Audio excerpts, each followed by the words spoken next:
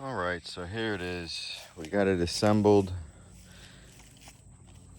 the rails installed, the feet, the cross bars, the log clamps, log dogs, and it's all lined up and tightened up at this point. Now it is a matter of getting this up onto those rails. Originally I had put these cinder blocks underneath corresponding feet, and it wasn't really working. It was a little bit too high. I started thinking, I was like, well, I gotta get the logs up there and everything. So took it back down, got it leveled out.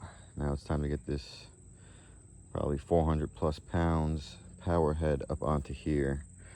So far so good. You really want to make sure you take your time when you're going and putting this all together. Also, I did it as it was getting dark out and kind of was rushing a little bit and had to redo a few things here and there, but it's pretty straightforward and pretty simple to get to this part.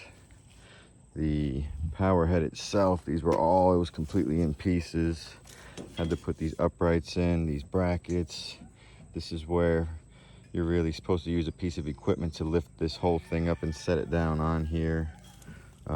Put the pulley system on, wired it accordingly. Everything works as it should. I just have to get the wiring done, put the bar out here for the where you push and the throttle.